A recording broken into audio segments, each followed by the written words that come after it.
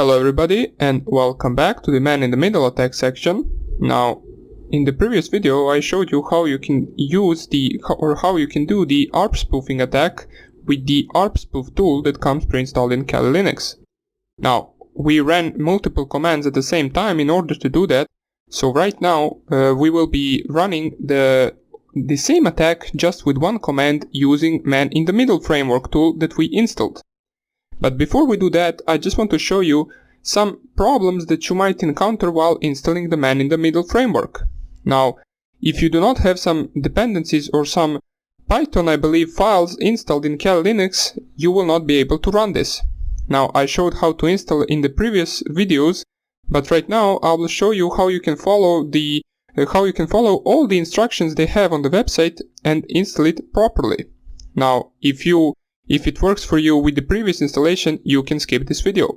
So, first thing you want to do is, let's open up our terminal. I will enlarge this a little bit, so let me just go on view and then zoom in and zoom in once again. And right now what I want to do is open the Firefox and go to the man-in-the-middle framework on GitHub. So let's wait for our Firefox to open. Basically, there are some few commands that we need to run in order to install all of the files that we need for this to work. So let us just type here man-in-the-middle framework GitHub. And let's open the first link. So let me just see Firefox. Okay, so probably I have the burp suit as a proxy. So let me just turn that off for a second. If I go to my network settings, as we can see, my manual proxy configuration, we need to set it to no proxy. And let's go. We should be good to go right now. So let's reload this page. And we will click on the first link, which will lead us to our GitHub repository for this tool. So let's just wait for this page to load. And here it is. So we click on the first link, which is this one. And on this page they will have a link to follow the instructions for the installation. So let's just wait for this to load as well, and then we will be good to go. So let me just lower this video or this window right here, so we can have terminal right here and this right here.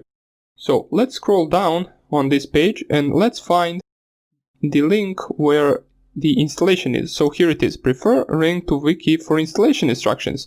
So just click on that link and you will see, let me just enlarge this until we run something, and you will see the commands that you need to run in order to properly install this with all the tools on all the programs it needs in order to run.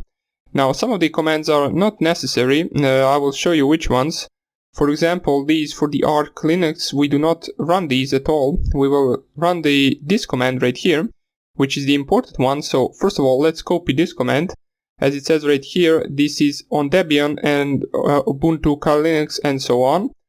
So we need to run this. Now, it worked for me without this command, but if you do not have these files, this program will not work for you.